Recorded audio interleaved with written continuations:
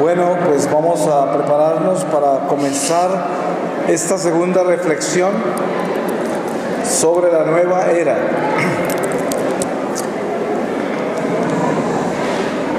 Antes de comenzar, yo quiero pedirle al Señor su santa palabra y también darle gracias por estar aquí en esta ciudad de Querétaro en este día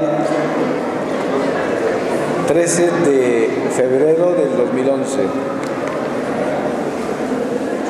Voy a leerles de la primera carta de San Pablo a los Corintios, en el capítulo 8, desde el versículo 1, y dice así: los ídolos no son nada. En cuanto a los animales sacrificados a los ídolos, somos conscientes de que todos sabemos discernir. El saber hincha, pero la caridad edifica. Si alguno piensa que sabe algo, todavía no sabe cómo le conviene saber. Pero si uno ama a Dios, ese ha sido conocido por Él. Ahora bien, en cuanto a comer de los animales sacrificados a los ídolos, somos conscientes de que no hay ídolos en el mundo y que no hay más Dios que el Dios único. Porque aunque algunos sean llamados dioses en el cielo o en la tierra, como si de hecho hubiera muchos dioses y muchos señores, para nosotros, sin embargo, no hay más que un solo Dios, el Padre, de quien todo procede y para quien somos nosotros, y un solo Señor Jesucristo, por quien son todas las cosas y nosotros también por Él. Palabra de Dios. Pues hermanos y hermanas en Cristo, vamos a hablar de este tema, que es un tema que apenas sí comienza a ser tratado con responsabilidad en la Iglesia en general, tanto entre los laicos como entre el clero. Y es un tema que parece ser como si hubiese tomado por sorpresa a los cristianos, a pesar de que es algo tan viejo, porque la nueva era, para empezar, no tiene nada de nuevo, es lo más viejo. La nueva era es nada menos que la serpiente vieja, el diablo. Esa es la nueva era. ¿Por qué se llama nueva era?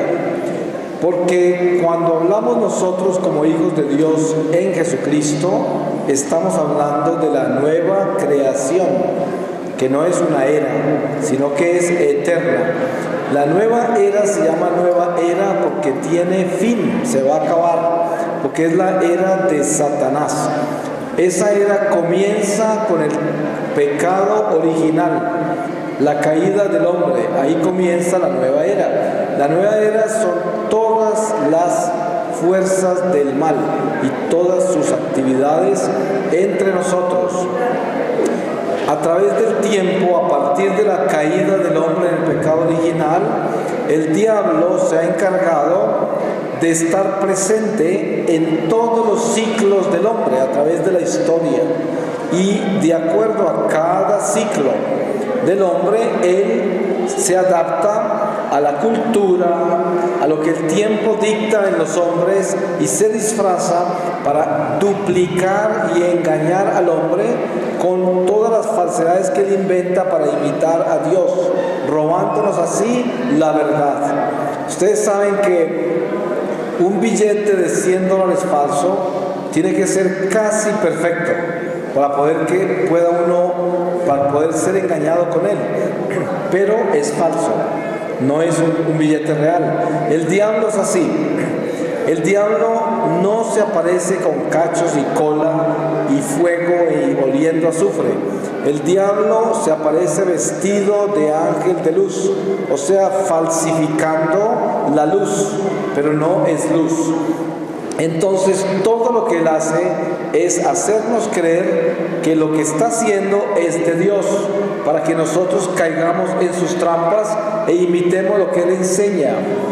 Y eso es el demonio que desde el pecado original engañó a Eva diciéndole que seréis como Dios. Le quitó a Eva y a Adán el señorío que le habían dado a Dios, la obediencia, y les hizo creer que ellos solos podían obedecer a sí mismos y por sí mismos podían ser como Dios. Pues este mal abunda entre nosotros desde ese momento. Todo ser humano, hasta el día que regrese Jesús y se termine la muerte y Satanás quede separado completamente de la humanidad, hasta ese día seguiremos padeciendo de ese mal, mientras exista la mortalidad, porque ese mal corre por dentro de nuestra sangre, que es la tendencia al mal, la desobediencia, el pecado. El diablo quiere que nosotros crezcamos en esta vida temporal que es tan corta, pensando que somos como Dios.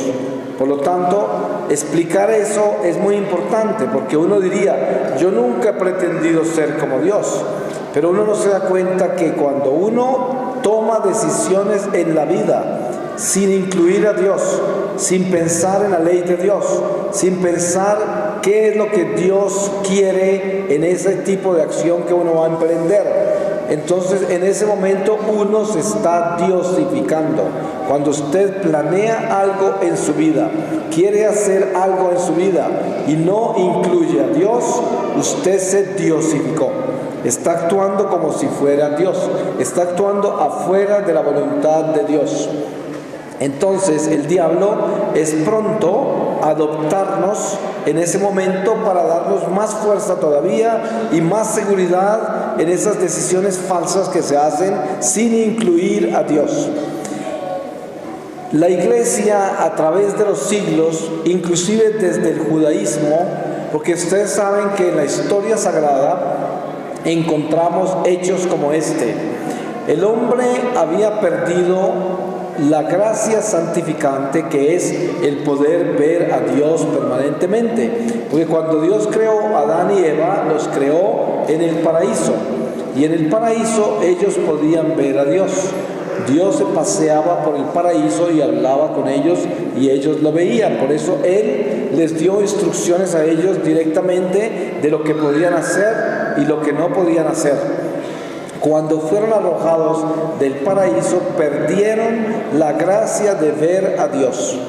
En la historia sagrada, en el Génesis, vemos cómo Dios aparece hablándole al desterrado, al hombre. ¿Y a quién le habla?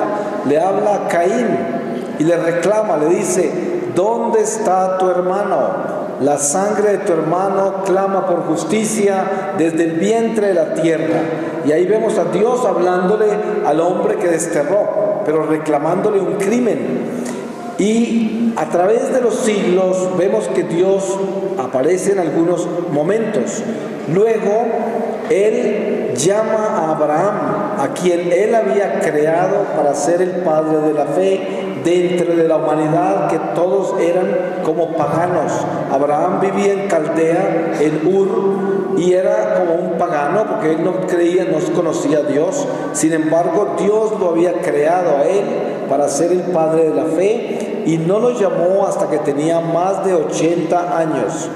Y ese hombre fue el principio de una alianza entre Dios y nosotros para recuperar el diálogo perdido con Él y un día alcanzar el paraíso de donde nos había desterrado.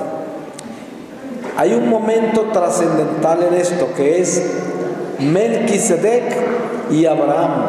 En un momento dado, Abraham triunfó en una guerra muy difícil y derrotó completamente al enemigo por la ayuda de Dios. Entonces había un rey que se llamaba el rey de Salem, y ese rey lo consideran las escrituras como un sacerdote sobrenatural, de origen divino. Y entonces Abraham vino a darle las ofrendas de todo lo que había ganado en esa guerra a ese rey Salem, que sobre un altar celebró ofrendas a Dios con pan y vino. Desen cuenta que en el Antiguo Testamento todos los holocaustos, todas las celebraciones y sacrificios a Dios nunca fueron con pan y vino, fueron con animales sacrificados, con la sangre de los animales. Eso es lo que hicieron los sacerdotes de la tribu de Leví. Pero Abraham y Melquisedec realizaron algo tan grande, que es precisamente lo que ya iba a venir, que era el sacrificio del vino y del pan, o sea, la carne y la sangre de Jesucristo. Por eso a Jesús lo llaman sacerdote de la orden de Melquisedec. Por lo tanto, dentro de la historia sagrada parece ser que ese sacerdote divino puede ser el mismo Jesús, pero de todas maneras es divinidad de la Santísima Trinidad, como quiera que lo miremos. Pues ahí comienza el diálogo entre Dios y el hombre. Otra vez, el diálogo que estaba interrumpido. El demonio desde ese momento aumenta todavía más su astucia para tumbarnos a nosotros y engañarnos. Y a medida que Dios va educando a un pueblo que escoge, que es el pueblo israelita, el pueblo judío, y los va formando para que preparen ellos la llegada de Jesús, y pasan siglos y muchas generaciones antes de que eso suceda, porque son como 400 años de un evento al otro, de Abraham a Moisés, de Moisés, y cada etapa son como 400 años. Y miren que Dios va enseñándole al hombre a prepararse para que reciban al Mesías, pero al mismo tiempo le enseña la ley, los mandamientos, y lo empieza a educar para que vuelva a la obediencia. Pero el diablo se asegura de que nosotros no volvamos a obedecer, sino que sigamos desobedientes, y Dios, al crearnos, Él quiere que nosotros nos quedemos con Él para siempre. Ahora, desen cuenta de algo muy importante, que es esto. Se dice en las Escrituras, las cuales debemos creer que son la palabra de Dios. Este libro sagrado es la palabra de Dios, que a través de hombres escogidos como los profetas, Dios nos la reveló. Se dice en las Escrituras que nosotros somos desterrados, que estamos en el exilio, y entonces, para poder traducir eso en un lenguaje que podamos entender, les voy a explicar esto. Las Escrituras dicen que Jesús descendió del cielo, bajó del cielo, y cuando Jesús se fue, ascendió al cielo. Eso quiere decir muy sencillamente que nosotros estamos abajo, y que nosotros somos llamados a salir de acá, porque estamos como en un hueco, nosotros estamos caídos en el destierro. San Pablo dice que la creación también fue maldecida con el pecado original y se revuelca con dolores de parto. Por eso vemos que la naturaleza está constantemente en movimiento, como tratando de acomodarse. Por eso tenemos huracanes, tenemos inundaciones, tenemos terremotos, tenemos explosiones volcánicas, amenazas de las estrellas y meteoritos y todo lo que vive en el firmamento, en el cielo. Y todo esto está imperfecto por la caída del pecado original. Y entonces nosotros estamos acá Y Dios, por intermedio de la segunda persona de la Trinidad de Jesucristo, aparece entre nosotros para enseñarnos cómo vamos a lograr salir de acá. Y desen cuenta de esto. Primero, antes de que nosotros fuéramos desterrados acá, fue desterrado el diablo y todos sus ángeles. ¿Dónde vemos eso escrito? Está escrito en el capítulo 12 del Apocalipsis. Si usted se lee ese capítulo, ahí se va a dar cuenta que San Juan escucha algo como esto. Dice: una tercera parte de los ángeles fueron arrojados del cielo. Y dice la palabra: ay de la tierra y del mar, porque Satanás fue arrojado allá y está furioso porque su tiempo se termina ya. Entonces, tanto el diablo como sus ángeles y nosotros fuimos arrojados al mismo lugar. Estamos como en una prisión y de aquí nosotros somos presos temporales. Tenemos la oportunidad de salir de acá. Los demonios son presos eternos, nunca saldrán de acá, están sentenciados eternamente a quedarse en acá. El diablo nos tiene la envidia más horrible. Nos odia por dos razones principales entre las muchas razones por las cuales nos odia. Las principales son estas. Primero, fuimos creados a imagen y semejanza de Dios y Él odia a Dios. Por lo tanto, nos odia a todos nosotros porque le semejamos a Él. La otra, nosotros siendo criaturas inferiores a Él, criaturas que somos ciegas, sordas y mudas al mundo espiritual, como unos tonticos para Él, podemos entrar al cielo y Él nunca podrá entrar. ¿Se imaginan la envidia que nos tiene? Entonces Él hace todo lo que puede, todos los días, a toda hora, por asegurarse de que nosotros no salgamos de acá. Jesús descendió para enseñarnos cómo salir de acá. Miren ustedes que en el Antiguo Testamento hay algo muy importante para observar. San Pablo dice: todo lo que le sucedió al pueblo de Dios en el Éxodo durante los 40 años que estuvieron en el desierto y caminaban hacia la tierra prometida es una advertencia para nosotros que vivimos el día que se apellida de hoy. Ellos, la mayoría, no alcanzaron a llegar a la tierra prometida, y era una tierra prometida en la tierra de Canaán, al otro lado del río Jericó. La mayoría fueron derrotados por el diablo. La palabra dice que un solo día murieron 23,000 personas por fornicar, por pecados de impureza. Otro día murieron otros miles de miles por haber tentado a Dios y fueron mordidos por serpientes. Y así hay cantidades de razones por las cuales ellos no fueron capaces de defenderse del diablo. Los tumbó. Entonces, Jesús vino a enseñarnos cómo derrotar al diablo. La primera enseñanza de Jesús de cómo derrotar al diablo está en los 40 días que estuvo en el desierto sin comer y sin beber. ¿Qué hizo Jesús en ese desierto?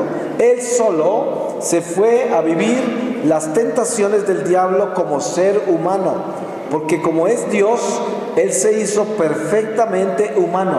Y el diablo, como es diablo, sabía que Dios todo lo hace perfecto. Y sabía que si Dios se había humanado, había hecho esa realidad perfecta, y entonces iba a ser un ser humano que iba a tener hambre, sed y de repente hasta duda. Y por eso lo tentó en el desierto. Y Jesús en esos 40 días reparó los 40 años del pueblo de Dios en el desierto, que no pudo superar las tentaciones del diablo. Y Él nos enseñó en las 3 tentaciones cómo derrotar a Satanás. Y pónganle cuidado a estas tentaciones. El diablo se le aparece al Señor porque ya ve que tiene hambre y sed, y le dice: ¿no eres acaso el Hijo de Dios? Haz que esas piedras se conviertan en pan. O sea, se está burlando de él. Él sabe que es Dios, pero también sabe que se hizo hombre y tiene que hacer lo que un hombre hace. Un hombre no se pone a multiplicar piedras en pan. Eso no es del hombre hacer. Eso es más tarde cuando Dios le da el Espíritu Santo a los hombres. Pero en ese momento no era para hacer eso. Y él le dice al diablo: no solo de pan vive el hombre, sino de toda palabra que sale de la boca de Dios. ¿Y qué enseñó ahí? ¿Cómo podemos traducir esa tentación a la vida nuestra? Miren, cuando usted decide ser de Dios y deja el pecado, todo el mundo que está en pecado lo va a perseguir. Para empezar, los primeros que lo persiguen son sus propios parientes, su propia familia. Son los primeros que lo persiguen. Empiezan a decirle: ay, tan santico, mírenlo cómo va, no hablen nada malo al frente de ella porque se va a escandalizar. Y empiezan a ridiculizarlo, a burlarse, a perseguirlo. Ya no lo invitan, ya no está incluido en nada, se volvió un pan insípido. Pues ese es el momento en que de repente, si a usted le va mal, van a aparecer esos parientes que se burlan y dicen: ah, ¿acaso no eres hijo de Dios? Vete a la iglesia para que allá te den trabajo, para que allá te solucionen tus problemas. ¿Acaso no eres hijo de Dios? Eso es lo mismo que decir: eres hijo de Dios, convierte esas piedras en pan. No tienes trabajo, te está yendo muy mal, haz pan de la tierra porque eres hijo de Dios. Eso es lo mismo, esas son las tentaciones en que caemos nosotros. ¿Qué nos enseñó el Señor para superar esa tentación? Confiar en la palabra y las promesas de Dios. Y poder decirle a sus parientes: pase lo que pase en mi vida, así tenga hambre, así no tenga techo, confiaré en que el Señor en su voluntad me va a rescatar cuando Él quiera. Y seguiré haciendo lo que tengo que hacer para lograr salir adelante en mi vida, aunque las cosas no parezcan ser radiantes en este momento. Luego, el Señor es llevado al pináculo del templo de Jerusalén, que era el más alto de todo Jerusalén. Era esa torre, y el pico de la torre era altísimo, y se lo llevó allá al Señor, el diablo, y le dijo: está escrito. Y le cita la Biblia, las Escrituras. Le citó un salmo al Señor. Le dijo: lánzate, que está escrito que los ángeles de Dios te ampararán y no permitirán que te tropieces contra ninguna piedra. O sea, es la tentación a la prepotencia, al orgullo, a la vanidad. Y el Señor también se defiende de él. Y en cada tentación, el Señor siempre le dice al diablo exactamente lo que nosotros tenemos que decirle a él. En otra tentación, que es la última, él se lo lleva a una montaña y le muestra todos los reinos del mundo. Y le dice, y esto es muy importante que le pongamos cuidado, porque aquí es donde está el reino más grande de la nueva era, en estas palabras que les voy a decir. Lo que el diablo le dice a Jesús, le dice: todo esto, o sea, todos los reinos de la tierra, todo esto me ha sido dado a mí. Si te postras y me adoras, te lo doy. El Señor rechazó obviamente eso, no lo aceptó y nos enseñó a nosotros. Les voy a dar un ejemplo de cuando estamos cayendo en esa tentación. Usted es un ser humano común y corriente, trabaja muy duro, se sacrifica, tiene una familia, quiere el bienestar de ellos, y de repente usted tiene la oportunidad de comprar una casa con mucho sacrificio a crédito y le va a tocar pagarla por 30 años. Y bueno, la consiguió, se alegran todos, y de repente 2 o 3 años más adelante la economía falla y usted va a perder la casa y no va a recuperar ni el dinero que puso de cuota inicial, nada, lo va a perder todo. Y entonces en ese momento viene la prueba. El diablo le quiere decir: si te postras y me adoras, te doy todo. O sea, yo tengo que acudir a cualquier medio para conseguir lo que necesito en ese momento. Ir a endeudarme más, ir a tratar de hacer cosas ilícitas, ir a hacer quién sabe qué para salvar mi casa. Si yo trato de hacer eso, estoy apegado a una cosa material y por lo tanto soy idólatra y la estoy adorando. Le estoy dando a eso poder sobre mi vida y me estoy esclavizando más todavía al dinero y a las cosas materiales y me convierto en un esclavo de esa propiedad. Pero si yo soy un hijo de Dios y estoy perdiendo la casa, se la entrego al Señor. Le digo: Señor, si tú no quieres que tenga esta casa y quieres que me vaya a vivir a un hueco, a donde tú quieras con mi familia, allá me iré. Solo no vayas a permitir que yo vaya a perder mi fe y que nunca vaya a dudar de ti, a pesar de que no tengo las comodidades que tenía. Y esto es la respuesta de cómo domar esa tentación. ¿Cuántas veces no tenemos necesidades económicas y nos hacen una propuesta maravillosa, pero es mala? Y a veces ese es el diablo diciendo: si te postras y me adoras, te lo doy. Esto es lo que sucede en muchas áreas de nuestra vida. ¿Cuántas veces trabajamos en empresas y no nos importa lo que esas empresas hacen con el prójimo? Empresas que están cometiendo crímenes horribles, vendiendo veneno, estafando a la gente, vendiendo cosas malas, propagando cosas malas. Y nosotros, solo por tener el dinero que necesitamos para alimento, no nos importa qué hace la gente donde nosotros trabajamos, porque eso no es mi problema. Mi problema es que yo necesito educar a mi familia sin importar para quién trabajo. Y ahí también caí, porque estoy adorando al diablo y aceptando todo el demonio con tal de que yo me salve, con tal de que yo tenga lo que necesito. Estas son un ejemplo corto de lo que es la enseñanza de Jesús, cómo defendernos del diablo. Entonces, en cada época de la vida, y hablemos de la nuestra, a nosotros nos tocó vivir en un mundo totalmente materialista. El materialismo de hoy en el mundo jamás había llegado a este nivel. Nunca en la historia de la humanidad el hombre había sido más materialista que hoy. Y se va a volver más materialista todavía, porque el mundo se va a desarrollar mucho más, a no ser de que Dios detenga todo esto y le ponga una prueba a toda la humanidad. Eso depende del Señor. Yo no sé si lo hará o no, pero una cosa sí sabemos, y es que esta civilización de hoy, toda esta industrialización, toda esta tecnología, obviamente que Dios la permitió, y desde el talento que se necesita para inventarse todo esto viene Dios, porque Dios nos proveyó con el talento. Pero ahora lo que sucede es que ese talento con el que nos hemos inventado toda esta nueva civilización, no lo hemos usado exactamente para el bien de la humanidad. Y por eso es que en medio de tanto desarrollo, tanta tecnología, lo que vemos es un alejamiento de Dios cada vez más severo.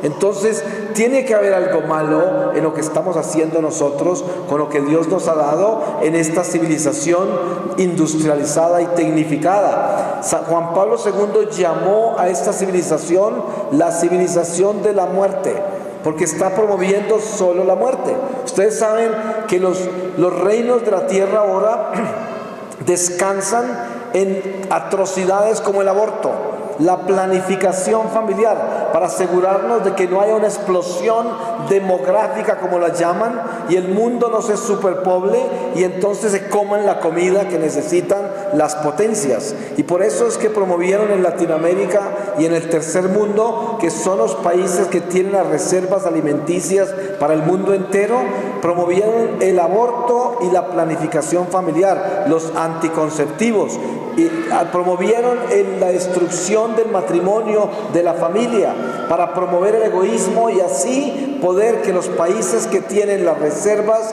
las naturales, no se multiplique la gente, para que no se coman lo que ellos van a necesitar dentro de 50 años. Son manipulaciones maquiavélicas y espantosas, producto de poderes grandes humanos. Y esto todo es fuerzas del mal que trabajan en función a los beneficios temporales de la humanidad que no tiene a Dios.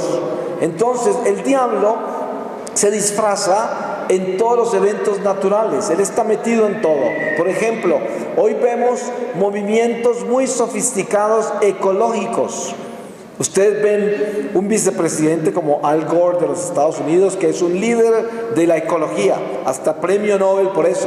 Y quién sabe cuántos otros líderes así. Y andan por el mundo hablándole a la gente sobre la naturaleza y la creación y pidiéndole a la gente, casi llorando, cuidemos la tierra, cuidemos toda la naturaleza, la estamos destruyendo. Traen videos emocionantes, impactantes del daño que le estamos haciendo a la tierra. Pero ninguno de esos líderes habla de la salvación del alma de nadie. Están hablando es de cuidar la creación, pero no de cuidar el alma del hombre. ¿Y cómo voy a cuidar la creación yo? No teniendo más hijos, asegurándome de que las familias no se multipliquen, asegurándome de que yo busque la realización personal, pero que yo no esté atentando contra la naturaleza teniendo 10 hijos, porque van a consumir mucho, van a ocupar mucho espacio y entonces todo eso va contra la preservación de la naturaleza. Esa misma gente es capaz de invertir billones de dólares para proteger delfines y no son capaces de invertir un solo peso para proteger seres humanos muriéndose de hambre. Y a veces hay más dinero protegiendo ballenas que protegiendo seres humanos. Y claro, es verdad que nosotros debemos cuidar los delfines. Es verdad que nosotros debemos cuidar las ballenas, pero también es verdad que a nosotros se nos ha dado un evangelio que nos enseña las prioridades de Dios. Dios dijo, no se preocupen del mañana, a cada día con su afán. Miren las aves en el campo, que no tienen graneros, ni tienen nada almacenado para el futuro, y Dios les provee con su alimento diario. ¿Y acaso son más importantes esas aves que ustedes, que son los preferidos de Dios? Y ahí está el orden que Dios le da a las cosas. Nosotros somos preferidos de Dios. Eso no quiere decir que vamos a ir y destruir la naturaleza porque son inferiores. No, nosotros debemos cuidar de los reinos que Dios nos dio a cuidar. El reino mineral, el reino animal. Todo esto tenemos que cuidarlo, pero debemos tener en cuenta que el hombre está primero en la naturaleza, en el orden que Dios dio. Pero el hombre no es Dios. Y eso tenemos que entenderlo claramente, porque el diablo, sabiendo que Dios nos dio esa prioridad por encima de toda la otra creación, el resto de la creación, quiere hacernos creer al final de que somos tan importantes y tan grandes que ya no necesitamos ni a Dios, porque somos dioses. Entonces, en esta cultura de hoy, vemos ese elemento destructivo de esta famosa ecología, que al final de cuentas es una demonología, porque lo que está tratando eso de hacer es evitar la proliferación humana, evitar la multiplicación del ser humano, la procreación, y con eso se inventa el aborto. Con eso se inventan los anticonceptivos, con eso se destruye el matrimonio, porque ya el hombre, ¿qué interés va a tener de casarse cuando la meta no es tener hijos? Cuando la meta es simplemente tener una persona que lo acompañe y lo apoye, un socio. Y por eso hoy llaman matrimonio al matrimonio civil, porque es un contrato que hacen dos personas ante el hombre, no ante Dios, y se atreven a llamar eso matrimonio. Hay gente que dice, es que yo estoy casado, pero por lo civil. Yo, como les decía en la charla pasada, si usted quieren oír el grito de la nueva era, ahí está. Eso es la cultura de hoy, la cultura de la muerte. ¿Acaso es nuevo de que el hombre viva sin la voluntad de Dios junto? No, eso es muy viejo. No es un pecado nuevo. Pero nosotros vivimos hoy, y hoy tenemos que hablar de las cosas que tenemos que corregir hoy, sin importar cómo las corrigieron en el pasado o qué van a hacer en el futuro. Tenemos que decidir las cosas de hoy. Entonces, nosotros tenemos alma, cada uno de nosotros, y el alma necesita alimento. El alma es un cuerpo espiritual.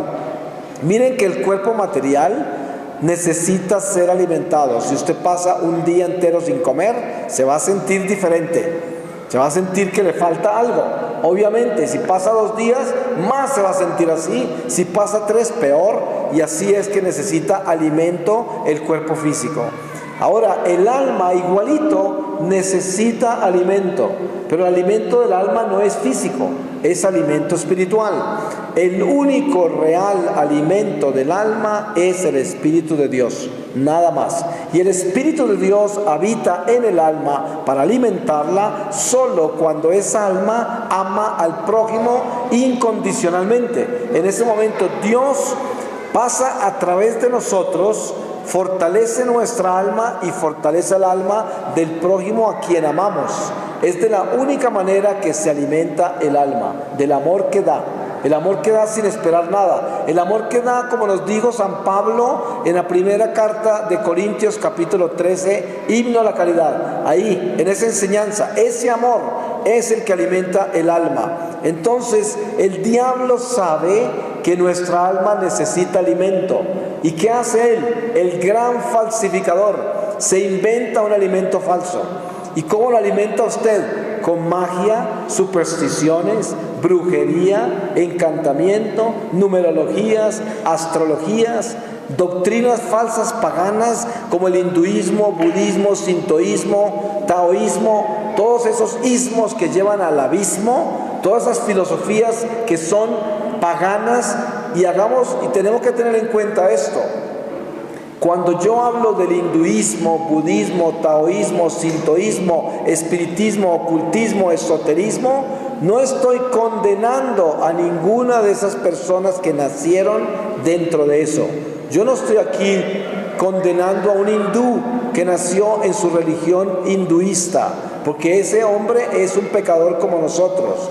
Pero sí estoy denunciando que el hinduismo es una religión falsa inventada por hombres. Imagínense que en el hinduismo se adoran más de 1 millón de dioses, más de 1 millón. Todo es un dios. El aire es Dios, la piedra es Dios, yo soy Dios, el prójimo es Dios, todo es Dios, todo. Entonces es una religión que es falsa, que es inventada por hombres. Los hindúes no saben que la religión de ellos es falsa, a no ser de que Dios les dé la gracia de recibir la verdad. Algunos han sido bautizados y se les ha dado la verdad, y hay católicos en India que se han convertido. Apóstoles como Santo Tomás, San Francisco de Javier, estuvieron en India, han sido mártires y todo por llevar la fe al lejano oriente. Y miren ustedes que dentro de este conjunto podemos decir que yo no puedo condenar a la gente que está practicando las cosas que no son de Dios. Tengo que orar por ellos, pero sí debo denunciar las cosas que practican porque no son de Dios. Y hay que distinguir el pecado del pecador. Como yo no puedo juzgar a la mujer adúltera porque ella es una pecadora, pero sí debo denunciar el adulterio, que es el diablo. Yo no puedo juzgar a un homosexual porque ese es un pecador como yo, pero sí debo denunciar el homosexualismo porque ese es el demonio. Yo no puedo denunciar o juzgar a un ladrón porque ese es un pecador como yo, pero sí debo denunciar el robo, que es el diablo, y eso lo tengo que tener claro. Entonces, cuando yo hablo de que el hinduismo no es de Dios porque es una religión falsa, yo no estoy diciendo que los hindúes son demonios, sino que lo que ellos practican sin saber no es de Dios porque es inventado por los hombres, y por lo tanto tiene el espíritu de la naturaleza. Cuando usted va supuestamente inocentemente a que le lean las cartas, lo que usted hace es que comete un pecado de abominación, como cuando va a que le hagan una limpia con hierbas. Está cometiendo un pecado de abominación pensando que esas hierbas tienen poder para quitarle el mal a usted, cuando es una mentira. Esas son cosas paganas, de hechicería, de supersticiones, de brujería, nada que ver con Dios. Entonces, cuando usted se abre para que le lean la palma, las manos a algún adivino, algún gitano, o que le lean las cartas, ¿sabe qué hizo? Usted le dio permiso al mundo espiritual caído para que entre en su vida. Un ejemplo: el Señor a mí me escogió para ser lo que yo soy hoy. No soy nadie para hacer lo que hago hoy, como les dije en la charla pasada. ¿Por qué me escogió a mí? No porque yo haya sido un santo, no porque yo sea tan buenecito que me escogió a mí, no, sino porque Él quiso. Así hace las cosas el Señor. Yo puedo ver cosas en la gente a veces, pero yo no les puedo decir nada. ¿Por qué? Porque no pueden saberlo. Porque el Señor quiere que esas personas solas entren en la fe, se conviertan, se arrepientan y así salgan de sus demonios. ¿Sabe qué hace un brujo? Un adivino le dice todo a usted lo que ve, y con eso le hace el daño más grande a su vida, porque usted no tiene ni por qué saber el futuro, ni por qué saber quiénes son los demonios que le están embargando su vida. Tampoco puede saber eso. Entonces, si yo traspaso esa línea y me meto a recibir información prohibida, ya entré en abominación y puedo quedar castigado por el Señor por desobedecerle a Él, porque Él detesta ese pecado de la abominación.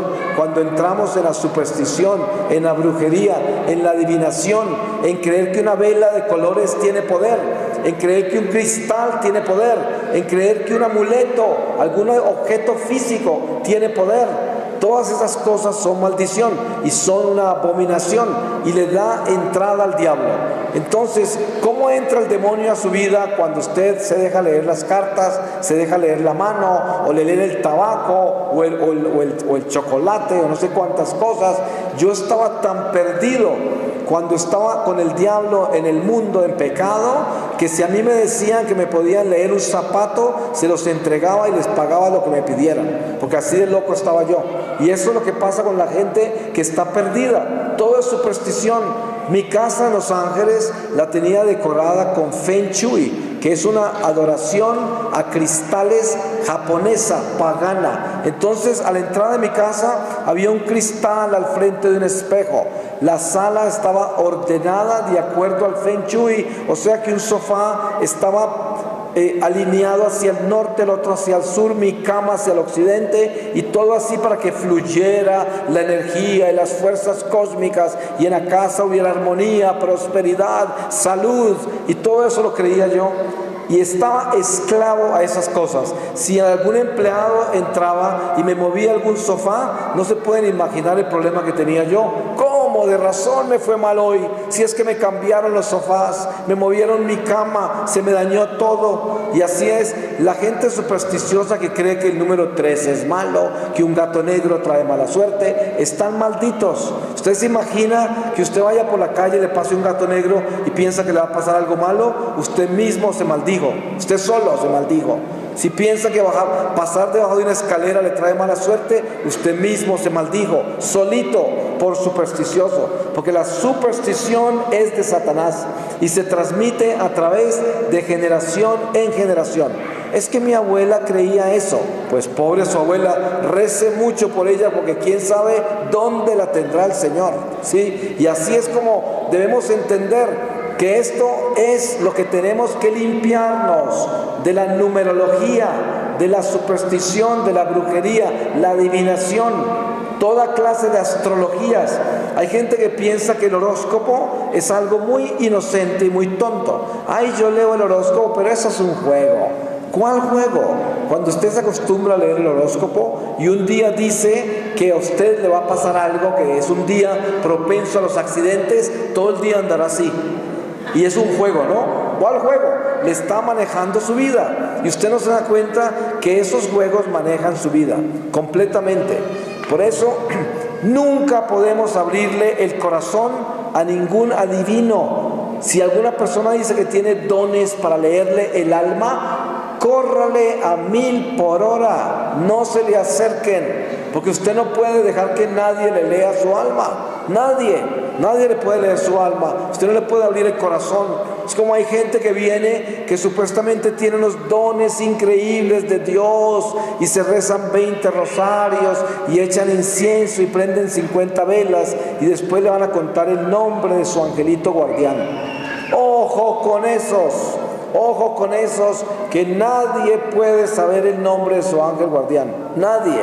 Usted puede llamar a su ángel guardián como quiera, y a su ángel no le importa, porque es su ángel. Yo puedo decirle, ay, a mi ángel lo llamo Chucho.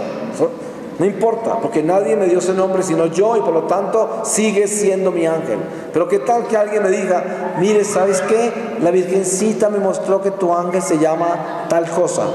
Imagínese, usted pone a invocar ese nombre y qué tal que no sea, qué tal que sea un ángel caído, porque usted pensaba que esa persona era toda santica, que era una visionaria, que era esto. Ojo, el diablo también habla a través de gente que parece ser muy santa. ¿Y por qué? Por supersticiosos, por desobedientes. La iglesia nos enseña que solo podemos invocar 3 nombres de ángeles: San Gabriel, San Rafael, San Miguel, nada más. Ningún otro nombre de ángel se puede invocar. Fíjense que muchos místicos de la iglesia han conocido otros nombres de arcángeles, como el arcángel San Uriel. Sin embargo, la iglesia no autoriza que lo invoquemos. Y esto tiene razones especiales. ¿Por qué? Porque con los ángeles no se debe jugar, porque hay ángeles buenos y ángeles malos y no los podemos ver. ¿Cómo se atreve usted a meterse en ese mundo cuando usted no puede ver? ¿En quién va a confiar? ¿En quién va a confiar para saber que está haciendo lo correcto? ¿Qué tal que esté invocando un ángel caído? Le destruye su vida, se la acaba. Les voy a dar un ejemplo. Los espíritus del mal viven en la eternidad, no en el tiempo ni en el espacio. La vida nuestra para ellos es una ilusión.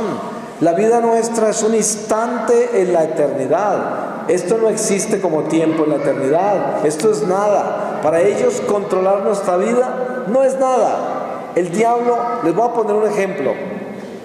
En California, yo tenía un ministerio con un sacerdote que ya murió y ya lo conocí anciano. Era un exorcista.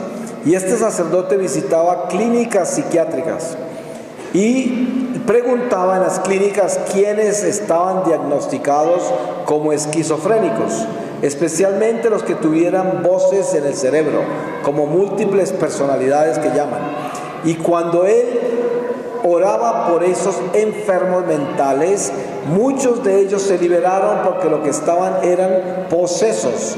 Y muchos de ellos estaban posesos por haber jugado con la tabla Ouija. Y miren, les cuento cómo sucedió eso. Ustedes saben que la tabla Ouija es como un juego. Se lo venden a los niños en los almacenes. ¿Y qué es esto? Espiritismo de los más peligrosos que hay. ¿Por qué? Si usted tiene 10 añitos y jugó con la tabla Ouija una vez y usted no le dio mucha importancia, para el diablo esperar 20 años no es nada. Y de pronto a los 30 años aparece usted con voces en el cerebro, con toda clase de presentimientos y cosas raras. Lo tienen que llevar donde el psiquiatra porque ya se está enloqueciendo y el psiquiatra lo diagnostica esquizofrénico y peligroso para la sociedad y lo encierran en una clínica psiquiátrica donde lo tienen casi amarrado, dopado. Y resulta que lo que tiene son los espíritus que entraron a los 10 años cuando jugó con la Ouija. Y entonces nadie puede detectar que fue el juego de la Ouija, porque esa persona por 20 años nunca volvió a tocar eso. Inclusive era una persona que de pronto hasta estaba en la iglesia y de pronto hasta obedecía a Dios. Pero esos espíritus, hasta que la iglesia no los saque, no se van, por mucho que usted practique la fe, porque solo la iglesia tiene el poder para desatar, nada más, nadie más, solo el magisterio de la iglesia. Y esos demonios, como usted los dejó entrar voluntariamente a través de una invocación, se entraron a su corazón y tienen poder sobre su vida y le pueden hacer el daño que quieran. Asimismo entran a través de una lectura de cartas, a través de la astrología, leyendo el horóscopo, metiéndose en cartas astrales. Se entran a través de la práctica de cristales, velas de colores, limpias con hierbas o con huevos o quién sabe cuántas otras cosas, guardar amuletos en la casa, tener cosas que supuestamente tienen poder en la casa suya para que lo protejan del mal ojo, de la no sé qué, de la no sé cuántas. Todo eso son espíritus del mal, cada una de esas cosas. Y ahora viene la más peligrosa de todas, que es la más sofisticada, la medicina alternativa. Mucha parte de la medicina alternativa es del diablo. Y le voy a contar a usted por qué. Por esto. Una enfermedad, gran porcentaje de las posibilidades de una enfermedad es que es consecuencia del pecado. Fíjense ustedes en el Evangelio Jesús, cuando sana un enfermo a la orilla del camino, les dice, les voy a poner un ejemplo específico. Había un hombre en una piscina que se llamaba la piscina de Betesda en Jerusalén. Y ese hombre era paralítico. Y en esa piscina un ángel de Dios rebullía las aguas, y el que se lograra tirar en el momento que se estaban rebulliendo las aguas, se sanaba. Pero este hombre llevaba no sé cuántos años, 20 o 30, paralítico, y nadie le había ayudado a lanzarlo al agua en el momento en que el ángel rebullía las aguas. Pero siempre estaba ahí en esa piscina. Y se aparece Jesús ahí y lo sana. Y le dijo que se llevara su camilla y que se fuera. Y lo sanó. El hombre, cuando se encuentra con Jesús otra vez, ustedes ya saben el resto de la historia, que los judíos buscaban quién lo había sanado, él ni sabía, después descubrió que era Jesús. Y bueno, el hombre cuando se encuentra con Jesús de nuevo en el templo, lo que le dice Jesús al hombre es esto: estás sanado, vete y no peques más, o cosas peores te pasarán. En varias partes de las sanaciones de Jesús en el Evangelio lo atribuye directamente al pecado, el mal que tenían, la lepra, los que eran ciegos, sordos, mudos, paralíticos, hemorragias, quién sabe cuántas cosas. Todo era consecuencia del pecado, que estaban posesos de espíritus. Y cuando uno tiene una enfermedad, supongamos en su familia su mamá o su hija aparece con cáncer, entonces todo el mundo se alarma y van donde el médico dice: la ciencia humana solo puede hacer lo siguiente, vamos a hacerle quimioterapia y vamos a ver si podemos operar para extirparle esas células cancerosas, pero no le garantizamos nada porque esta enfermedad oficialmente no tiene cura. Pero usted insiste en que se tiene que sanar su mamá, o su mamá dice: yo tengo que buscar mi sanación. Entonces llega algún pariente nueva era y le dice: yo conozco un señor que puede sanar. Mire, este señor simplemente la ora, la reza y luego la manda para su casa. Usted pone un vasito de agua en la noche y después viene el espíritu de no sé qué santico y la opera. Y entonces cae en manos de un espiritista. Ese espiritista logra sanarle el cáncer a esta mujer y la mujer queda completamente sana. ¿Quién sanó a esa mujer? La sanó el diablo. ¿Y por qué la sanó? Porque esa enfermedad que tenía esa mujer, primero, Dios la permitió para que purificara sus pecados. Segundo, para que se convirtiera. Tercero, para que se convirtiera su familia a través de eso. Y el diablo le robó todo, le robó la purificación de sus pecados, la conversión suya y la salvación de su familia. Y claro, felizmente la curó. Y la gente piensa que la sanación física toda tiene que venir de Dios. Y dicen: ¿cómo es posible que se vaya a sanar uno de manos de un brujo y que eso no sea de Dios? Pues sí, el diablo también sana cuando le conviene, porque si nos sana para hacernos daño, entonces nos va a hacer daño. Eso es así. Por eso tenemos que darnos cuenta que la sanación tiene que tener sentido solo en Dios.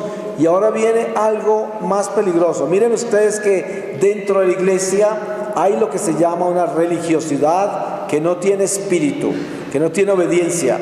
Si usted anuncia de que va a venir un padrecito o un laico que tiene dones increíbles de sanación y liberación y cobran $50 por la entrada, entonces se llena un coliseo de 15,000 personas, tiembla el coliseo, no cabe la gente allí.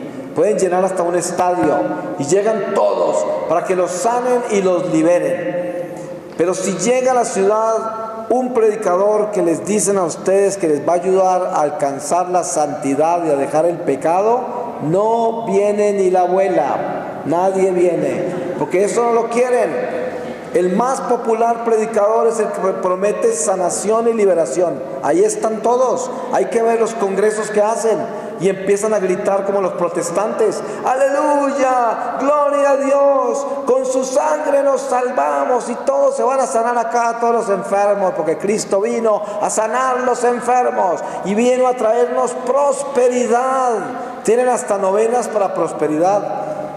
¿Quién está pidiendo por la salvación del alma? ¿Quién está pidiendo por el arrepentimiento? ¿Quién está pidiendo para que Dios le dé sabiduría para cambiar las cosas? Miren que esto es también del diablo. No necesariamente que predicar así es del diablo, pero cuando el hombre solamente le interesa irse detrás de esas cosas, no está yéndose detrás del Espíritu de Dios, aunque sea el mismo Espíritu Santo el que se manifieste en una reunión de esas y sane la persona, porque se está haciendo en la iglesia. Pero hay de aquel que vino a un congreso de carismas y fue sanado, y la intención que tenía era solamente que le sanaran sus huesos o le arreglaran sus problemas económicos, y cuando salió con todo arreglado, pero salió a serle infiel a Dios. Hay de ese, porque le esperan cosas horribles, porque ese hombre o esa mujer que fue sanada y que se le solucionaron sus problemas, tiene una responsabilidad 30,000 veces mayor que aquel que fue a ser sanado y no fue sanado. Esto tenemos que entenderlo. Entre más nos da Dios, más nos exigirá. Por eso el evangelio no tiene que ser solamente venir a prometer un Cristo milagroso. ¿Por qué son tan populares todos estos pastorcitos mentirosos de las sectas? Y utilizan la palabra de Dios para sacarle dinero a la gente. Utilizan la palabra de Dios. Ustedes han visto, eso se llama un pecado de simonía. Simonía es el mago Simón. Ustedes se acuerdan que el mago Simón quería tener los poderes de los apóstoles para poder enriquecerse él y tener poder para él. Y le digo que cuánto les costaba que le impusieran manos para darle ese poder. Y San Pedro le cantó la tabla, como dicen, y le dijo: te vas a podrir con todo lo que acabaste de decir. Y él al final dijo: oren por mí para que no me pasen las cosas que me dijeron. Pero ¿qué sucede? Gratis lo recibes, gratis lo das. Ay de mí si yo aparezco aquí en este coliseo y le pongo precio a esto y vengo: yo voy a Querétaro, pero si me pagan $5,000, si no, no puedo ir, estoy muy ocupado y tengo muchos pedidos. ¿Qué tal? Me podriría los infiernos. Yo tengo que venir acá y vivir de la caridad. El que quiera ayuda, el que no quiera igual se le da. No tiene por qué pedirse nada. Las cosas de Dios no se cobran. Muy sencillo, ¿cierto? Hay un orden en las cosas. Un lugar de este tiene que financiarse para pagar la renta. Hay cosas normales, humanas, que tenemos que organizar. Pero yo no puedo poner aquí a sacarle plata al pueblo con la palabra de Dios. Usted se puede imaginar eso, pecado de simonía. Entonces, ¿qué hacen los pastorcitos mentirosos? Esto es parte de la nueva era. Miren, uno de los golpes más grandes de la nueva era contra el cristianismo es el protestantismo. Cuando Martín Lutero se rebeló contra la Iglesia Católica, lo primero que hizo fue derrumbar los sacramentos, las tradiciones sagradas, la existencia del purgatorio, miles de cosas espantosas hizo. Y de ahí salieron generaciones de gente contra las tradiciones sagradas de la Iglesia y los dogmas de la Iglesia. Y de ahí salió el ministerio del poder de la sangre, el poder de la palabra de Dios. Y entonces, ¿en qué trabajan ellos? Prometiendo la abundancia. Si usted me da el diezmo, el 10% de todo lo que usted gana, de todo lo que le entra, y me lo trae a mí, a su pastorcito, el Señor le va a multiplicar todas sus cosas. El Señor le va a dar abundancia y prosperidad, porque el Señor quiere que todos seamos ricos y todos tengamos comodidad. Aleluya. Y todos gritan aleluya. Y después, el Señor no quiere que tengamos sufrimiento. ¿Ustedes se pueden imaginar eso? Si el Señor no quisiera que tuviéramos sufrimiento, entonces ¿por qué permitió que a San Juan lo metieran a la cárcel? Que los apóstoles todos fueran decapitados, crucificados, apuñaleados, quemados vivos, si el Señor no quisiera sufrimiento. Esos eran sus apóstoles, los más importantes. En ellos se edificó la iglesia. ¿Y por qué permitió que los martirizaran? ¿Por qué? Aquí en México, desen cuenta ustedes los cristeros. ¿Quiénes son los cristeros? Hoy hay una iglesia católica en México gracias a los cristeros, gracias a ellos. Si no hubiera sido por ellos, todos ustedes serían comunistas hoy, serían marxistas, no tendrían a Dios, porque hubieran acabado con la iglesia católica. Ellos dieron la vida por Jesús. ¿Y cómo la dieron? Con el sufrimiento. Se martirizaron, les hicieron cosas, ustedes seguramente conocen su propia historia, cosas horribles. Y esto es el Evangelio. Por lo tanto, todo evangelio que diga que Dios no quiere que suframos es un evangelio perverso. Todo evangelio que primero predique la sanación física y la prosperidad económica no es de Dios. Porque el evangelio dice: busca primero las cosas de arriba y todo lo demás te llegará por añadidura. Esto tenemos que tenerlo claro. Primero hay que buscar el reino de Dios y todo lo demás llega después. Por eso démonos cuenta que todo este cristianismo falso de las sectas es la nueva era también. Es un cristianismo falso, es una imitación del cristianismo verdadero. Así es. Sin embargo, Dios es tan misericordioso que esas personas que se bautizan en el nombre del Padre, Hijo y Espíritu Santo quedan bautizadas de verdad, porque utilizaron el nombre perfecto para bautizarlos. Y cada vez que invocan el nombre de Jesús, ahí está presente el Espíritu Santo. Y por eso es que en esas sectas también se sana la gente. Y por eso es que ocurren milagros, porque están con el nombre de Jesús, que es el nombre que está por encima de todo nombre. Y el que nombre el nombre de Jesús está con él. Por eso Jesús, cuando los apóstoles le vinieron a decir que por allá habían unos hombres usando su nombre para sanar y para hacer no sé cuántas cosas, dijo: si están con nosotros, no están contra nosotros. Y lo dijo: déjenlos. Eso fue todo lo que dijo. Entonces, con esto no estoy persiguiendo a las personas protestantes, sino que estoy persiguiendo el protestantismo, porque eso no es de Dios. Así de que la nueva era, para culminar esta reflexión, que podíamos tenerla por años, porque esto no termina, esto es interminable. La más peligrosa en este momento dentro del círculo humano de nuestra civilización moderna es las psicologías modernas. Fíjense ustedes esto: hay una trinidad demoníaca que maneja el mundo ejecutivo, industrial, comercial de hoy, tecnológico. Y es, primero, el autoestima, el pensamiento positivo, la realización personal. De ahí salen todas las técnicas de autosuperación que utilizan todas las corporaciones, todas las compañías, todos los vendedores, inclusive terapias ocupacionales o terapias para matrimonios, quién sabe cuántas otras áreas de la sociedad. Y miren ustedes lo astuto que es el diablo. Yo les conté a ustedes que el Señor dice que Él es el único que es. Si Él es el único que es, ¿cómo puedo tener yo autoestima si yo no soy? ¿De dónde voy a sacar yo estima si yo no soy? Lo único que puedo tener yo no es autoestima. Es verdad que un ser humano necesita estima para vivir. Si yo no tuviera estima, no me puedo levantar de la cama, me quedaría acostado. Necesito estima para moverme. Esa es mi energía. Pero esa estima, ¿de dónde viene? No viene de mí. Por eso es que no es autoestima, es Cristo estima. Cristo tiene que ser mi estima. Mi estima es Dios, no soy yo, no es autoestima. Y dense cuenta cómo la gente está engañada con eso, pensando que es extraordinario. Y dicen: ay, es que tiene el autoestima muy bajito. La palabra correcta es: tiene el estima muy bajito. El estima, no el autoestima. Entonces, claro, el mundo ateo, la psicología atea, cree así, porque es lo único que sabe. Pero nosotros somos de Cristo, por eso no podemos creer en eso, porque nosotros sabemos que es Cristo nuestro estima.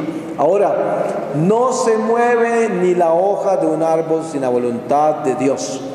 ¿Acaso entonces usted puede pretender que pensando positivamente alcanza lo que quiere? Cuando si Dios no quiere, usted se puede sentar a pensar positivamente 30 años y no lo va a conseguir si Dios no quiere. Entonces, ¿no eso es una contradicción increíble? No conseguimos nada por el pensamiento positivo, sino por gracia de Dios. Pero sí tenemos que entender que el hombre necesita tener una actitud positiva. Yo debo tener una actitud positiva, porque eso es nada menos que traducido a las virtudes es la esperanza. Yo debo tener siempre fe, esperanza, caridad. Eso es tener una actitud positiva. Pero pensamiento positivo, ojo, eso no mueve nada si Dios no lo quiere. Eso es una diosificación del hombre que pretende que por su propio medio puede alcanzar lo que quiere. Y mire que en las técnicas de autosuperación le dicen a usted, visualice la meta que quiere alcanzar, porque si la visualiza bien, ya la alcanzó. Así, ¿y Dios dónde quedó? Si Dios no quiere, ¿qué? Yo puedo visualizar lo que quiera y si Dios no quiere, no la alcanzo. Y de pronto si la alcanzo en desobediencia por mi prepotencia, el diablo me dio eso para destruirme con eso. Y con eso me voy a acabar yo. Lo otro, que es el final de esta trinidad demoníaca con la que se juega la psicología moderna y las técnicas de autosuperación, es la realización personal. Ustedes se dan cuenta que es muy común hoy entre la gente famosa, actores, modelos, millonarios, el ser budistas o ser hinduistas, y todo eso por las filosofías paganas que le enseñan al hombre la autorrealización, la realización personal. En el existencialismo europeo, por ejemplo, francés, buscaban la piedra filosofal, o sea, estaban buscando el destino del hombre en el hombre mismo, buscando la verdad en sí mismos. No hay absolutamente nada de cierto en eso. El hombre no tiene por qué buscar realizarse a sí mismo, sino que el hombre tiene que morir a sí mismo para que Dios crezca en él, o sea, realizarse en Jesucristo. Por eso San Pablo dice, ya no soy yo el que vive, sino Cristo el que vive en mí. ¿Acaso San Pablo se realizó como persona? No, él realizó a Cristo en su persona. Y por lo tanto dejó de ser la persona de Pablo y se convirtió en la persona de Cristo. Eso es tan sencillo como eso. Por eso el Evangelio nos llama a ser otro Cristo. Esto que estoy hablando yo produce toda clase de polémicas y escándalos entre la gente del mundo, entre los científicos, porque odian que yo hable así, pero es la verdad. ¿Qué me importa lo que piensen si ellos están equivocados? La verdad es que la Trinidad de la salvación es: Cristo es mi estima, vivo de la gracia, solo la gracia me salvará, no mis méritos ni mis esfuerzos, solo la misericordia de Dios, la gracia. Y yo no tengo nada para realizar en mí, tengo todo para realizar en Dios que me creó, que es el que es. Esa es la Trinidad cristiana. Y la otra, la Trinidad del mundo. Por eso tenemos que darnos cuenta, ¿dónde está la nueva era? Ahí la descubrimos. Eso es la nueva era, muy sutil, es increíblemente sutil, es subliminal, aparece vestida de príncipe y aparecen personas diciendo, ¿qué tiene de malo practicar las cosas de los orientales, como el yoga? Miren que el hinduismo tiene 7 yogas. El primer yoga, ignorantemente en Occidente lo llaman el yoga de los ejercicios, que es el Hatha Yoga, que es el yoga físico, porque los otros yogas entran ya en niveles espirituales. Pero miren que el yoga que dicen que es ejercicios, los hindúes adoran más de 1 millón de dioses. Por lo tanto, cada pose del famoso Hatha Yoga, y toda posición que dura 15 o 30 segundos y se cambia rápidamente, que trae grandes beneficios físicos. Cuando yo era del mundo y no conocía al Señor, practiqué yoga por 14 años y parecía un gato, estaba todo estirado, inclusive me sané mi columna de un accidente que tuve en la filmación de una película, y me sané mi columna cuando los médicos me habían dicho que iba a tener que caminar con bastón por no sé cuánto tiempo, y con el yoga me sané. Pero cuando el Señor me mostró que era una abominación, porque cada pose del yoga es una deidad hindú y existe una estatua hecha con esa pose. Si ustedes han visto esas estatuas hindúes, habrán visto esta, habrán visto esta, habrán visto esta, habrán visto unas con varias cabezas, con varios pies. Eso es la mitología hindú, que es para nosotros practicarla, es adorar dioses falsos durante todo el tiempo. Hay gente que dice, pero si yo no creo en esas cosas y no lo hago por lo espiritual, sino por mis beneficios físicos. Lo mismo pasa con ese muchacho que jugó la ouija inocentemente porque era un juego tonto entre muchachos. Pero ¿qué hizo? Le abrió la puerta para que entraran los espíritus, y entonces los espíritus se lo tomaron. Eso pasa con el Reiki, eso pasa con todas estas prácticas que hoy son tan comunes en los hospitales, en no sé cuántos sitios. Y esto yo no terminaría de contarles nunca porque es muy largo. No tengo ánimo en promoverme yo mismo, pero si ustedes quieren más información, pueden entrar a la página del Vaticano y poner Nueva Era, y hay documentos muy valiosos del Vaticano.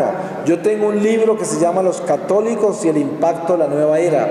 En ese libro encontrarán información también sobre la mitología, sobre la brujería, sobre el Reiki, sobre el yoga, todo lo que yo les he hablado.